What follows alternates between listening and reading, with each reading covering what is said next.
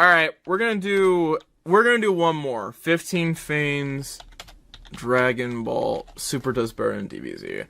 Oh boy, this is gonna be bad. As great as it was to... Bro, this is literally the Tom Grossi music at the start of the intro. This is like, what the fuck? Finally get more Dragon Ball, not every fan of the franchise got on board with Dragon Ball Super, and it's not hard to see why. Between the bad animation, weird jokes, and sagas that don't quite stick the landing, it's clear that Super doesn't exactly live up to the power of Dragon Ball Z. Plus, it just can't beat the classics, and Dragon Ball Z is overall...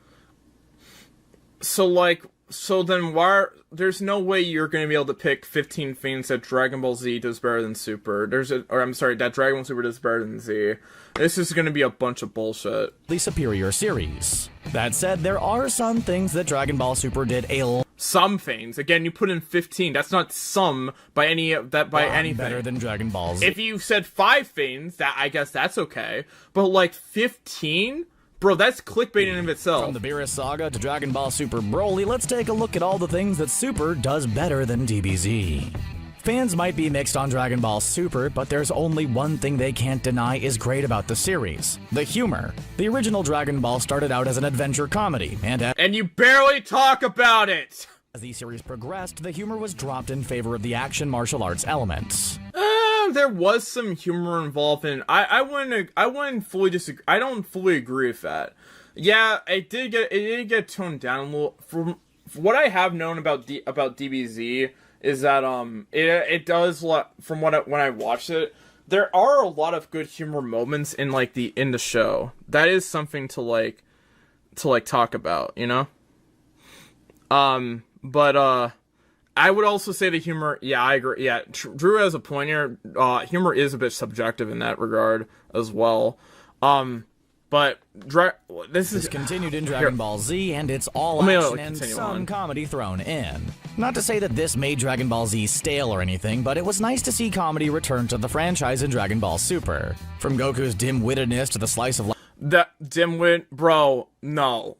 No, I don't. If you're bringing up Goku being a moron as like one of the comedy points, I find it a lot more frustrating. How are we feeling about this one though? DB's Dragon Ball Super is better at humor than DBZ. I don't know about that one. I feel like Dragon Ball Super does have some good jokes, but at times some of them just like feel out of place at times.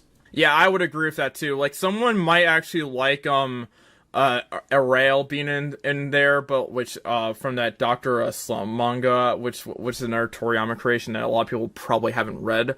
But like honestly though, again, humor is subjective, and honestly, I don't think that like saying that one piece of humor versus like another being like objectively better is just like correct. I think humor definitely is very subjective in that regard.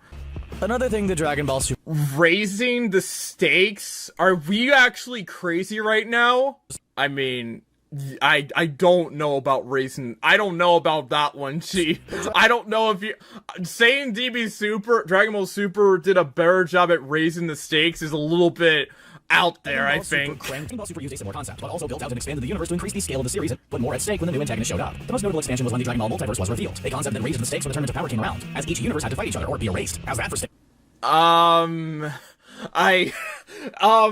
like, what, has that really been something we haven't seen before, to be honest? Because Boo himself was a freaking universal menace himself, if we're being honest. Especially to heaven! Because they couldn't let anyone rest in peace before he wiped out their existence! In heaven! In freaking heaven! He wouldn't let anyone rest in heaven!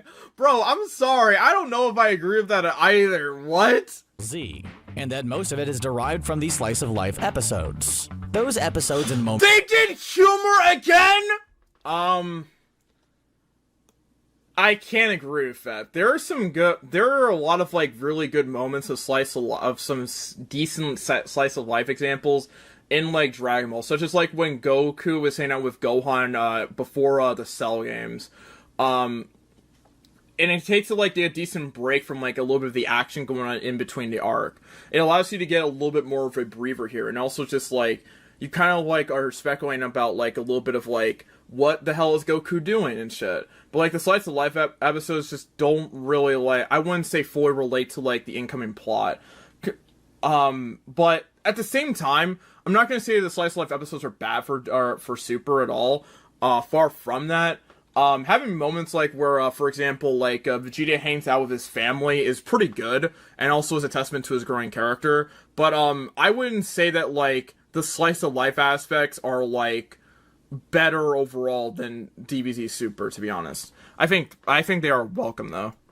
So is that humor or slice of life? Because you clearly labeled this fucking humor. Sometimes there is a difference as well between like slice of life moments that aren't really like taken away from the plot. Like I feel like a great example of like a series that does this pretty well for like mixing in slice of life episode moments and shit, and like having it kind of like mix in with the plot pretty well is MHA. It does a decent job at like mixing in those like slice of life moments and like also making it feel like really and mixes in pretty well with the plot. I'm with Dragon Ball Super, sometimes it's just at times slice of life, and everything as well. At its best when showing the day-to-day lives of the characters, something it does better than Z ever did. If you ask the biggest, most dedicated Dragon Ball fan, you'll find that even they have a few plot holes and unanswered questions to complain about when it comes to DBZ. Perhaps this is a bit of an exaggeration, but the point stands. Dragon Ball Z had a lot of issues, from plot holes to continuity errors to problematic and undesirable elements. Dragon Ball Super, on the other hand, actually goes to great lengths to address some of these issues. One of the most significant examples and creates new ones. Like, what? Examples of this was when the Kais explained how Goku and Vegeta ended up unfusing despite Potara fusions being said to be permanent. In the future Trunks saga of Dragon Ball Super, we learned the reason behind this. Some fans speculated that it was the magical nature of Boo's innards, but Super revealed that Potara fusions are only permanent when two Kais fuse. And oh, that... No! Mine the Trunks ship is worse. Oh god, let's not talk about that one. Oh my god. And they have a 1-hour time limit when mortals use earrings. Dragon Ball Super also creates new of Master Roshi, whose perverted ways stand as one of the series' most problematic and somehow it's not as worse than like the freaking... Bro, oh yeah, we have the pervy character just acting like a pervert. Yeah, maybe it might not be your cup of tea, but how about we talk about the Mayan Trunk ship? But Super had him get over his weakness for women, ridding the franchise of his disgusting behavior once and for all. No, it didn't. No, it didn't. Dragon Ball Z was a major zag from the series that came before it. Sure, Dragon Ball had already started to shift the series' focus on antagonist-based sagas, but Z almost feels like an entirely different world compared to Dragon Ball. This is obviously a result of the manga and the time skip that took place between the Piccolo Jr. saga and the Saiyan saga, but still the two eras of Dragon Ball are very different. As such, DBZ feels lacking in elements established in Dragon Ball, aside from the characters, while Dragon Ball Super makes a lot more callbacks to the original series. Some examples of this include a second crossover episode with Dr. Slump, and as such, DBZ feels lacking in elements established in Dragon Ball, aside from the characters, while a fairly different world compared to Dragon Ball. This is antagonist-based sagas, but Z almost feels like an entirely different world compared to What? No? Dragon Ball. This is obviously a result of the manga and the time skip that took place between the Piccolo Jr. saga and the Saiyan saga, but still the two eras of Dragon Ball are very different. As such, DBZ feels lacking in elements established in Dragon Ball, aside from the characters, while Dragon Ball... I don't know about that one, Chief! Oh boy. Filler? We're saying someone did filler better, even though that's shit that you usually skip? Under a certain DBZ film. Yeah, like, what if, like, the Garlic Jr. saga shit? You know what? Nah, I feel like, you know what? Bro, nah, some of the DBZ filler was actually pretty fun, though. Well, like, first off, I find it pointless, like, argue which fucking series to filler better because it's fucking filler. But you know what? Garlic Jr. clears all the DB super filler. Get out of here! Again, what? In it. In this regard, Super is superiorly no filler in it. In this regard, Super is considered filler under a certain definition, but since Super is an original series not adapted from a manga, there is... Well... Well, I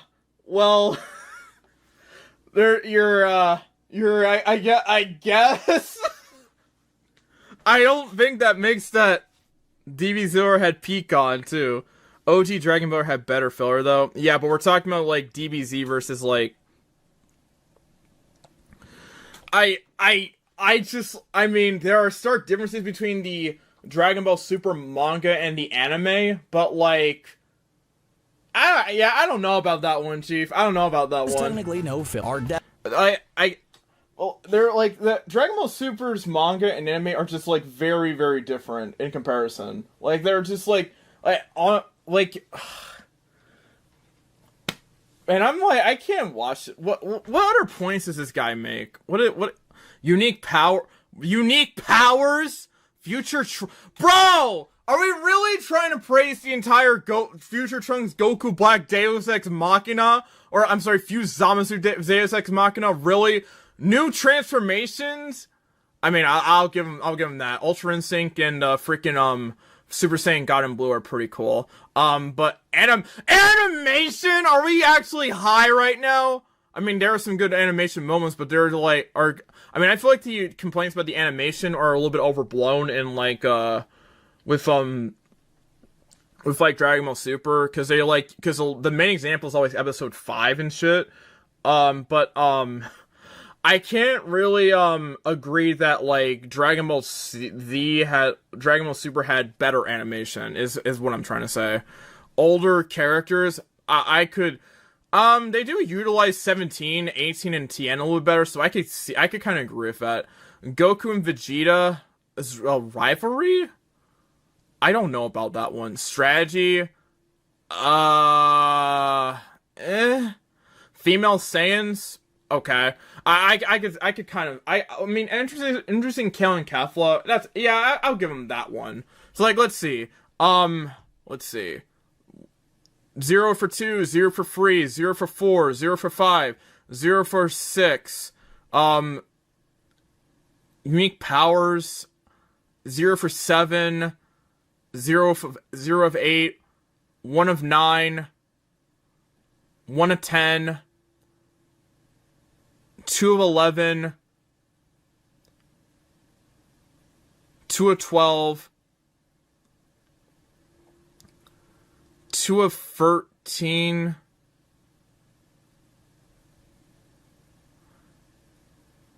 3 of 14, and 3 of 15. So you got 3 out of 15, boys. Congratulations.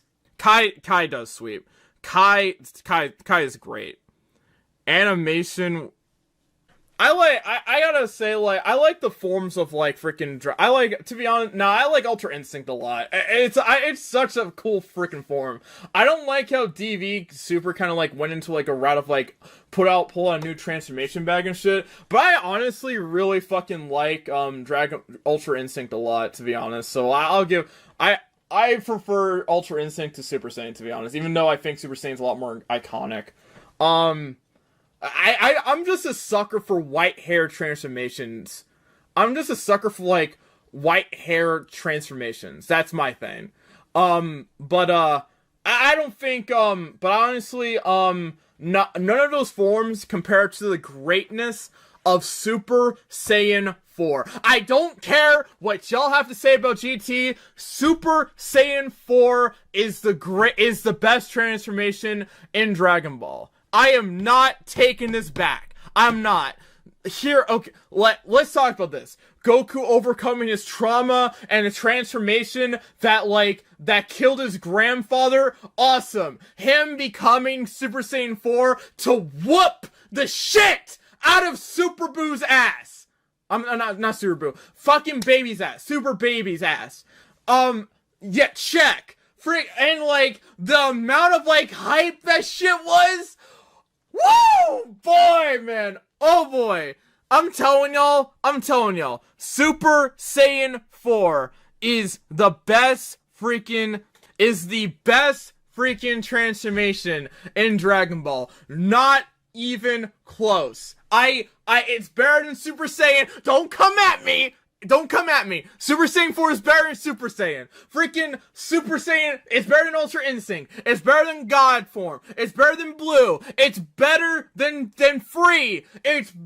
Super Saiyan 4 is the best transformation in all of Dragon Ball. Not even close. Oh my god. Yes. I will say that until the cows come home. I will say it until the cows come home. That transformation is the best.